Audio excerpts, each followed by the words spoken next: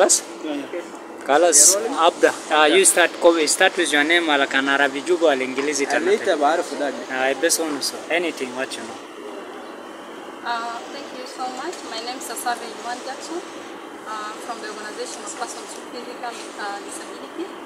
I'm a Vice Information Officer in Public Relations, and I am so happy for this workshop because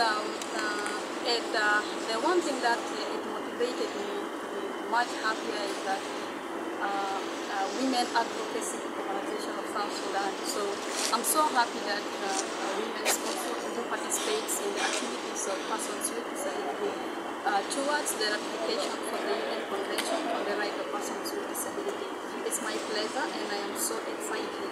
And we pray hard that we as persons with disability to work hard toward it with the help of the, some of the advocacy, not only the call more for some organizations to support us through the ratification of the UN Convention on the Right of Persons with Disability.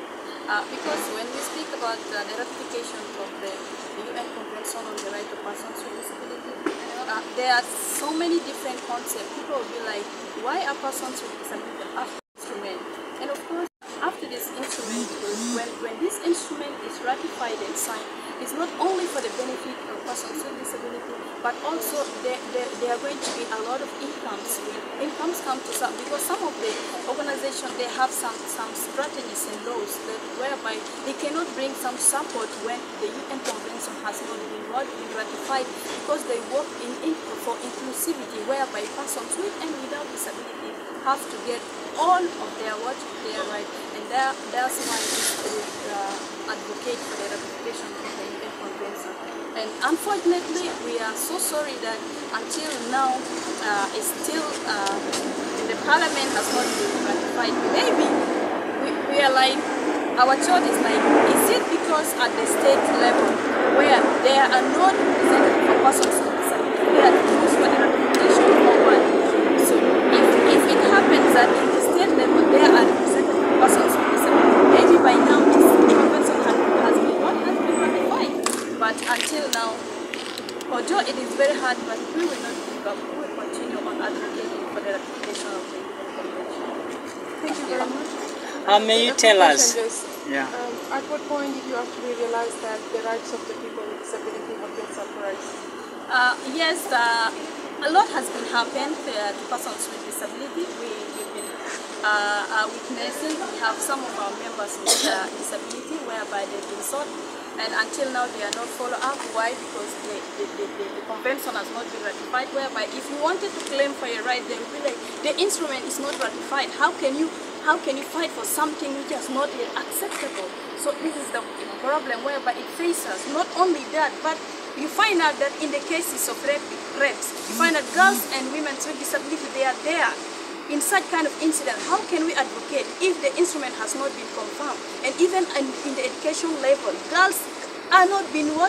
Girls with disability are not participating in school because the schools are not accessible. And if the instrument has not been ratified, how can we call that we need the schools to be accessible while there is no law indicating ABCD? And therefore, we ask for it to be ratified so that we have the full power, whereby if they happen to violate our right, we will claim our right, because it is something that we inherit. It belongs to us. It's not given to us. What's your message to the rest of the people across the world? Let me just across South Sudan. What I can add is that disability is something big. You may be physically without disability, but mentally you will have disability. You may be there. Maybe in some ages whereby you will find some challenges where you cannot see this is disability. You may have problem with your memory. Sometimes you forget things. What is this? This is disability.